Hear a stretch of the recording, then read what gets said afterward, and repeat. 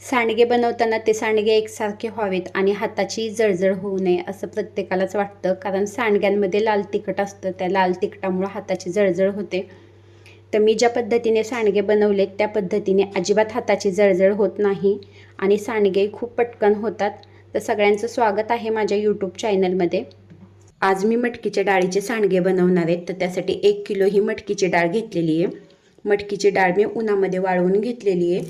त्यानंतर आहे ना छान अशी पुसूनही घेतलेली आहे. ही हरभऱ्याची डाळ घेतलेली आहे 125 ग्रॅम. हे धने घेतलेले आहेत 50 ग्रॅम आणि हे जिरे घेतलेले आहेत 25 ग्रॅम. आता आहे ना मी हे सगळे ना बारीक करून घेते गिरणीमधून. हे सांडग्याचं पीठ आहे ना थोडंसं जाडसर असं मी दळून घेतलेलं आहे. म्हणजे ज्वारीचं पीठ ज्या जाळीने दळतात त्याच जाळीनं मी हे सांडग्याचं पीठ दळून घेतलेले. आणि 1 वाटीभर आहे ना हा लसूण घेतलेला आहे. त्यानंतर भरपूर अशी कोथिंबीर घेतलेली आहे. सांडग्यामध्ये टाकण्यासाठी मी 1 वाटीभर हा जो लसूण घेतलेला आहे तो आता मिक्सरमधून बारीक करून घेणार आहे.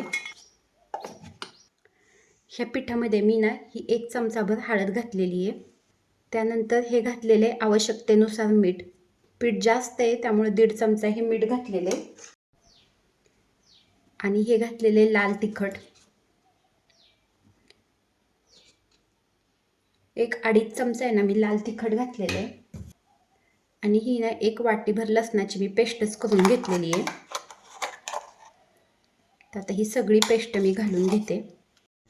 लसणामुळे ना सांडग्यांची चव छान लागते आणि देशी लसूण असेल तर शक्यतो देशीच लसूण घालायचा, कारण त्याचा आहे ना वासही भरपूर दिवस टिकतो आणि सांडग्यांची ना भाजी बनवताना मग परत जास्त काय घालण्याची अजिबात आवश्यकता नाही. तर मी हा भरपूर असा लसणाची पेस्ट घालून घेतलेली आहे आणि वरतून घातलेली आहे ही भरपूर अशी कोथिंबीर. हे लसणाचं मिक्सरचं भांडं आहे तर त्याच्यामध्येच मी पाणी ओतलेले आणि आता हे पीठ मळून घेते. हे सांडगे बनवण्यासाठीचं जे पीठ आहे ते थोडंसं सैलसर असं भिजवून घेतलेलं आहे आणि 1 अर्धाभर तास आहे ना छान असं भिजू देणार आहे. अर्ध्या तासाने मी सांडगे बनवणार आहेत. बऱ्याच वेळा सांडगे बनवताना हाताची आग होते आणि सांडगे एकसारखे पडत नाहीत. तर त्यासाठी ना मी ही शेवग्याने सांडगे बनवणार आहे. ही चकलीची जी चकती आहे ती शेवग्यात खाली टाकलेली आहे आणि शेवग्याने ना सांडगे पटकन होतात.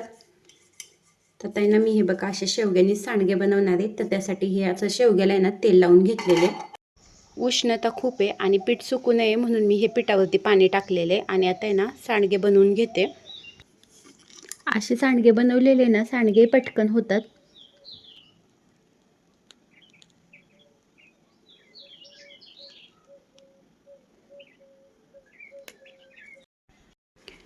सुरुवातीला आहे ना ह्या चकलीच्या साह्याने ना मी फक्त ह्या अशा चकल्या पाडून घेणार आहेत आणि त्यानंतर थोडंसं सुकल्यावरती मी कापून घेणार आहे चाकूने. 1 किलोचं सांडग्याचं पीठ मी चकलीच्या चकतीने हे असं सगळं पिळून घेतलेलं आहे आणि हे थोडंसं सुकलं की मग मी कापून घेणार आहे.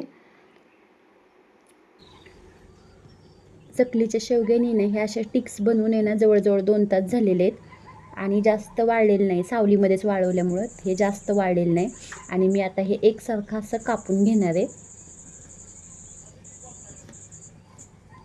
अगदी पटपट आहे ना कापलं जातं आहे आणि खूप ओलं असताना कापलं ना तर ते व्यवस्थित कापलं जात नाही आणि जास्त वाळल्यावरती कापलं तर तुकडे पडतात.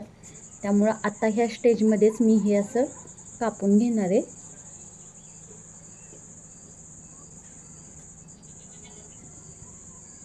आता आहे ना अशा ह्या स्टेजमध्येच म्हणजे जास्त ओलसरही नाही आणि जास्त वाळलेलं नाही अशा स्टेजमध्येच आहे ना मी हे असं कापून घेणार आहे.